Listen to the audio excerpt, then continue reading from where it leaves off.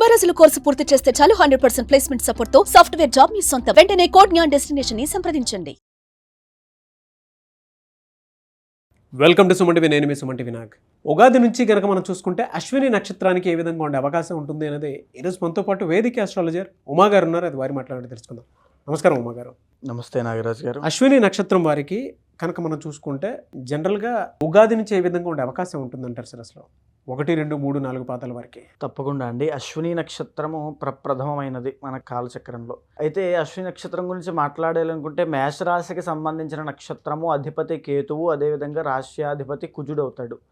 ఇక్కడ ప్రధానమైన మార్పులు ఇప్పుడు ఎందుకు మనం మాట్లాడుకోవాలనుకుంటే ఈ 2025 సంవత్సరము విశ్వావసునామ సంవత్సరం ప్రారంభమైనటువంటి ఉగాది రోజు నుంచి శని సంచారము మారడము చేత అశ్విని నక్షత్రం వాళ్ళకి ఏలినాటి శని రాబోతుంది. అయితే ఇక్కడ గమనించాల్సిన విషయము బాగా గమనించండి. అశ్విని నక్షత్రం వాళ్ళకి ఏలినాటి శని ప్రారంభం అవుతోందని కానీ అందరూ భయపడిపోయి ఏదో జరిగిపోతుంది అనుకుంటూ ఉంటారు. శని రాజయోగాన్ని కూడా ఇస్తాడు నాగరాజ్ గారు. ఈ మాట ఎవరూ చెప్పరు నాకు తెలిసి. ఎందుకనంటే శని అనగానే ఆ భయం అనేది ఉంటుంది. శని కర్మకారకుడు కాబట్టి.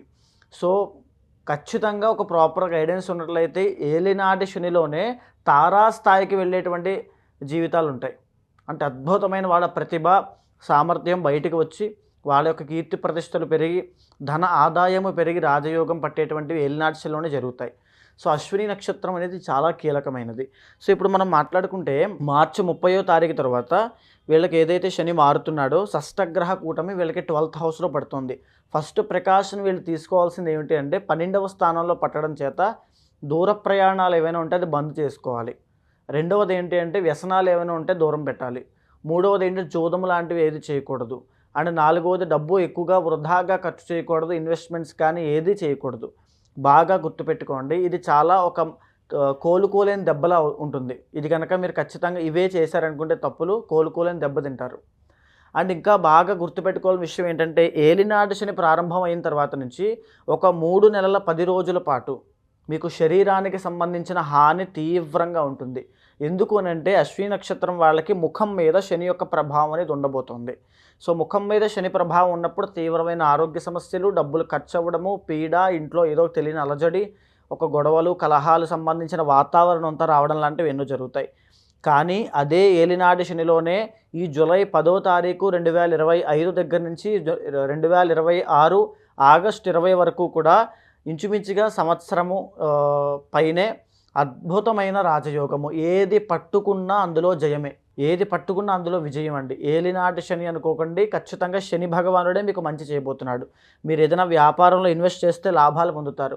మీరు ఏదైనా ఉద్యోగంలోకి వెళ్తే ప్రమోషన్లు వస్తాయి. మీ యొక్క ప్రతిభ తర్వాత సామర్థ్యాలు పెరిగిపోతాయి. అమాంతంగా సడన్ చేంజెస్, సడన్ గ్రోత్ జీవితంలో ఖచ్చితంగా ఉంటాయి. 10 మందికి ఇన్స్పిరేషన్ అవుతారు. అయితే అదే టైంలో ప్యారలల్గా మీ పర్సనల్ చార్ట్లో మంచి యోగం కూడా ఉండాలి. ఓన్లీ ఇక్కడ శని మాత్రం ఇవ్వడం కాదండి. దీనికి సపోర్టివ్గా ఖచ్చితంగా దాన్ని అందిపుచ్చుకునే సామర్థ్యం పర్సనల్ చార్ట్లో ఉండాలి. ఉదాహరణకి దశాంతర్దశలు బాగుండాలి. అయితే దానికి కంటిన్యూషన్గా 2026 ఆగస్టు 20 దగ్గర నుంచి 2028 ఏప్రిల్ 20వ తారీఖు దాకా మళ్ళీ ఏలినాటి శని వల్ల తీవ్రమైన ఇబ్బందులు వస్తాయి. బికాజ్ ఎందుకంటే అప్పుడు ఆయన పాదాల మీద ఉంటారు కాబట్టి.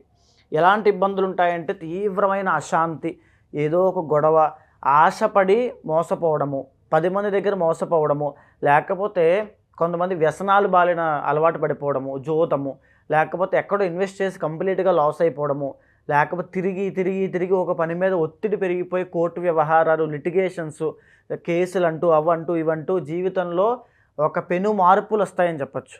అంటే డౌన్ఫాల్ చూస్తారు ఖచ్చితంగా ఆ పీరియడ్ ఆఫ్ టైంలో. మళ్ళా తిరిగి ఎప్పుడు పొందుతారు అద్భుతమైన ఐశ్వర్యం అంటే 2028 ఏప్రిల్ 20వ తారీఖు దగ్గర నుంచి 2029 సెప్టెంబర్ 10వ తారీఖు దాకా ధనయోగం పట్టబోతోంది. గౌరవ మర్యాదలు పెరిగేటువంటిది. వీళ్ళు ఏదైనా ఒక చిన్న పని చేస్తే దానికి ప్రకృతి అంతా కూడా వీళ్ళకి సహకారం చేస్తుంది. పరిస్థితులన్నీ కూడా వీళ్ళకి అదృష్టాన్ని తెచ్చిపెట్టేటువంటి యోగము అశ్విని నక్షత్రం వాళ్ళకి 2028 నుంచి 29 దాకా రాజయోగము ఏలినాటి శని వల్ల. మళ్ళా తిరిగి 2029 సెప్టెంబర్ నుంచి 2030 అక్టోబర్ దాకా తీవ్రమైనటువంటి ఇబ్బందులు ఉంటాయి. జన్మశని అప్పటికి ప్రారంభమై చివరిలో ఉంటుంది కాబట్టి ఆల్మోస్ట్ జన్మశని నుంచి 2nd హౌస్లో శని ఉంటాడు కాబట్టి ఆరోగ్యపరమైన ఇబ్బందులు, యాక్సిడెంట్స్ అవ్వడము, ఇంట్లో కుటుంబ సభ్యులకి మరణం చెందడం లాంటివి ఎన్నో జరిగి తద్వారా వచ్చేటువంటి దుఃఖాన్ని చాలా ఎక్కువగా అనుభవిస్తారు. ఇది బాగా గుర్తుపెట్టుకోవాల్సిన అంశము. తర్వాత ఏంటంటే 2030 అక్టోబర్ దగ్గర నుంచి 2031 ఆగస్టు దాకా విపరీతమైన లాభాలు మళ్ళా చూస్తారు. అశ్విని నక్షత్రం వాళ్ళకి 2030 నుంచి 32 దాకా మళ్ళీ రాజయోగం పొందే అవకాశాలు ఉంటాయి. చాలా ఎక్సలెంట్గా ఉంటుంది. కానీ ఏలినాడు శని అని చెప్పి మీరు ఏమాత్రమూ భయపడాల్సిన అవసరం లేదు. కానీ ఒకటి గుర్తుపెట్టుకోండి, మీ పర్సనల్ చాట్లో కనుక దోషాలు ఏవైనా ఉంటే అది ఖచ్చితంగా ఏలినాడు శని ప్రభావానికి అది కూడా ఎక్కువ తోడైతే ఖచ్చితంగా మీరు మాత్రము ఏ రాజయోగాన్ని అనుభవించలేరు. ఇది వాస్తవము. అయితే దీనికి రెమెడీస్ ఏమిటి అంటే, అశ్విని నక్షత్రం వాళ్ళకి ఖచ్చితంగా చేయాల్సింది దర్భలు అనేటువంటి సమిధలతో అశ్విని నక్షత్ర జప పారాయణ అర్చన అభిషేక హోమక్రతువులు చేయాలి. తరువాత ముఖ్యంగా చేయాల్సింది సుదర్శన యాగం చేయాలి.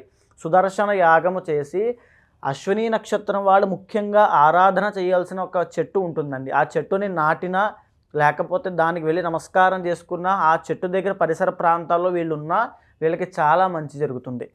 సీమ తంగేడు చెట్టు, ఓకే, ముషిణి అంటారు. సీమ తంగేడు చెట్టు అశ్విని నక్షత్రం వాళ్ళు ఖచ్చితంగా దీన్ని పెంచాలి.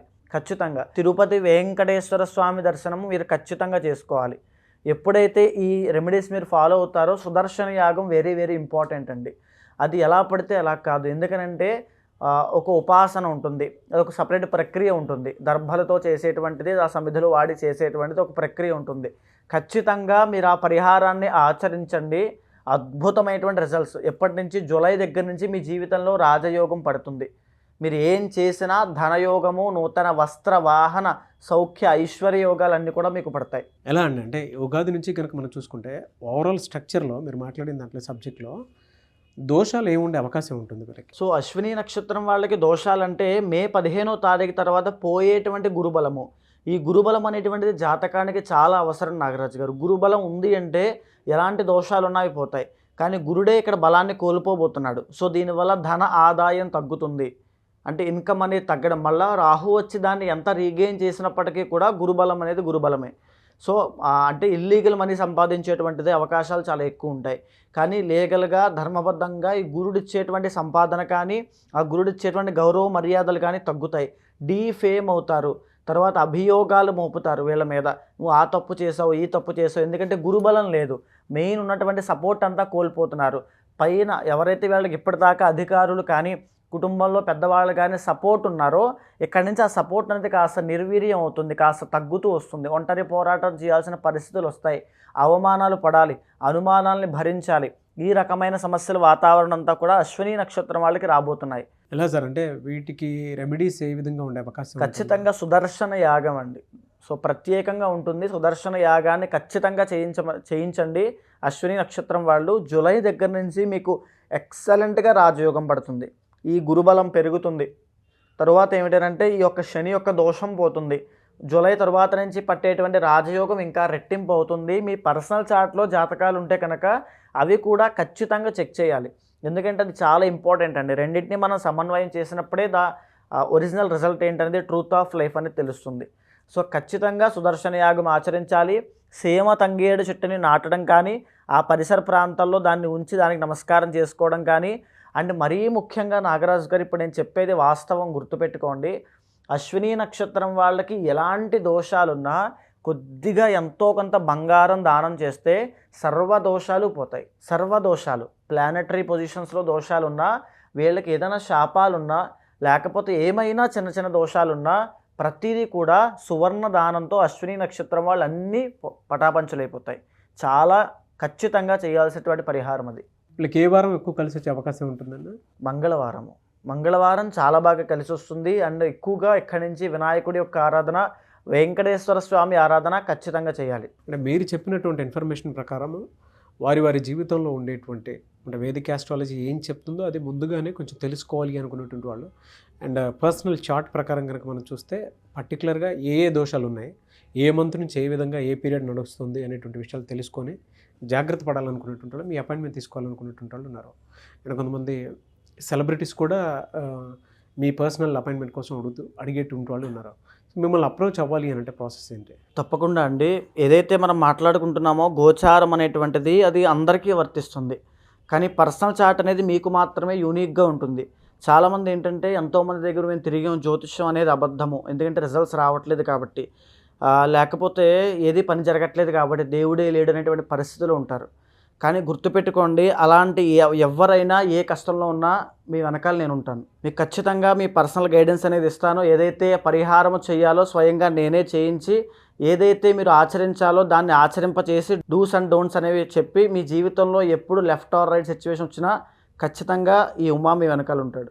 Thank you so much Uma గారు. నమస్తే అండి. చూసారు కదండి వీడియో. ఈ వీడియోపై మీ అభిప్రాయాన్ని కమెంట్ బాక్స్లో పోస్ట్ చేయండి. ముఖ్యంగా మీరు కనుక వేదిక ఆస్ట్రాలజర్ ఉమా గారి కాంటాక్ట్ నెంబర్ కోసం మీరు సంప్రదించంటే మీ పర్సనల్ చార్ట్లో ఏముందో తెలుసుకొని మీ జాతక చక్రం ప్రకారం ఏ విధంగా ఉండబోతుంది అనేటువంటి విషయం ముందుగానే తెలుసుకోవాలి అనుకుంటే, అది కెరీర్ అయినా సరే, వివాహం అయినా సరే, అండ్ పర్సనల్ లైఫ్కి సంబంధించిందైనా సరే, ఏది ఉన్నా సరే, అండ్ బిజినెస్కి సంబంధించిందైనా సరే, హెల్త్కి సంబంధించిందైనా సరే, సో స్క్రీన్ మీద మీకు ఉమా గారి కాంటాక్ట్ నెంబర్ కనిపిస్తుంది. దాన్ని మీరు కాల్ ఆర్ మెసేజ్ వాట్సాప్ చేసి వెంటనే అపాయింట్మెంట్ బుక్ చేసుకోండి. ఈ వీడియో లైక్ చేయండి, షేర్ మాత్రం తప్పకుండా చేయండి. ఇలాంటి మరిన్ని వీడియోస్ కోసం మా ఛానల్ ఫాలో అవ్వండి. Thank you.